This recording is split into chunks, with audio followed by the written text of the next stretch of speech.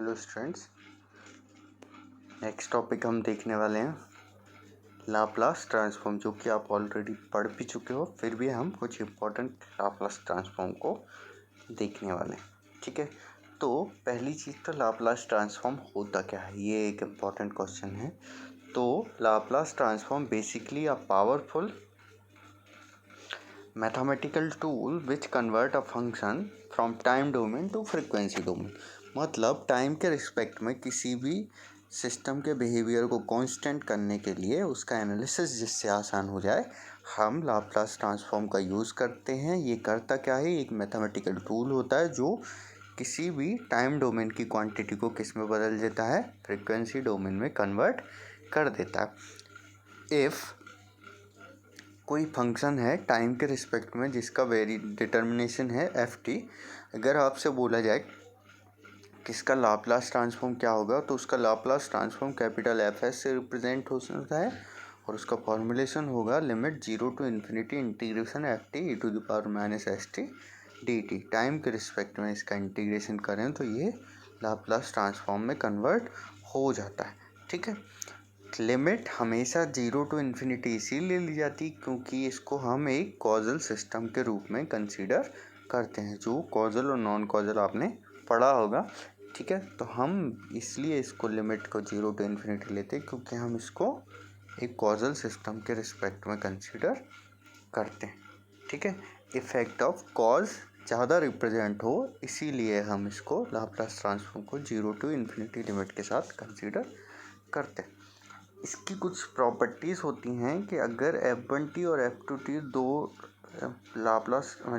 दो फंक्शन है with respect to time, उनको अगर एडिशन करते हैं तो उनके लाप्लास ट्रांसफॉर्म भी डायरेक्ट ऐड हो जाते हैं। ठीक है, ये दोनों में क्वालिटी होती है। फिर दूसरा रिप्रेजेंटेशन है ft का लाप्लास ट्रांसफॉर्म fs होगा, उसके साथ जो भी मल्टीप्लाई होगा वो डायरेक्ट आपको दिखेगा, मीन्स ft fs से कन्वर्ट हो जाएगा, कांस्टेंट ही रहेगा। किसी भी फंक्शन का अगर डिफरेंशिएशन दिया हुआ है आपको, मीन्स dy/dt ft दिया हुआ है, तो इसका लाप्लास ट्रांसफॉर्म हमेशा एस fs माइनस f0। इसमें इनिशियल कंडीशन को हम माइनस कर देते हैं एक्चुअल पोजीशन को जानने के लिए। फिर बात करें अगर इसका डबल डिफरेंशिएशन है तो यही फॉर्मूलेशन कुछ इस तरीके से s² fs minus S f0 minus f'0। मतलब इसमें जितनी इनिशियल कंडीशंस होती हैं वो सारी माइनस में चली जाती।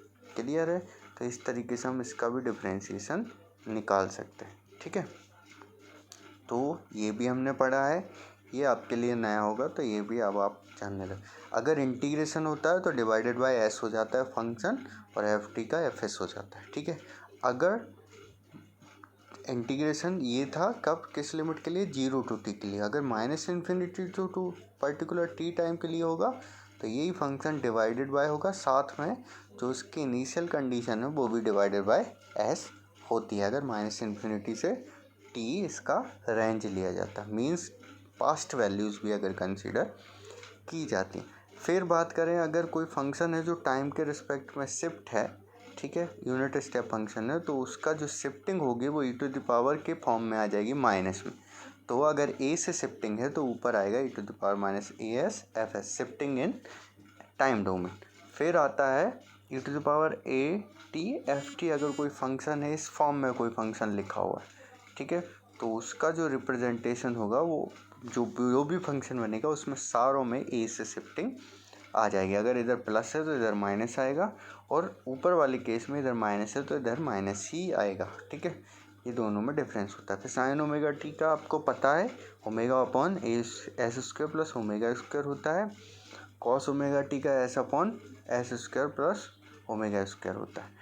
इसका उल्टा शिफ्टिंग ले टाइम के रिस्पेक्ट में, तो जहाँ जहाँ s होगा वहाँ वहाँ अगर इधर माइनस में शिफ्टिंग है, रिप्रेजेंट है माइनस में, तो इधर प्लस में आएगा, इधर प्लस में है तो इधर माइनस में आएगा। बस इतना चेंज हो जाए, ऐसे ही कॉस फंक्शन में हो जाएगा, ऐसे ही साइन फंक्शन में हो जाएगा। फिर हमने इनिशियल वैल्यू थ्योरम और final value theorem already network analysis में पढ़ी हुई हैं।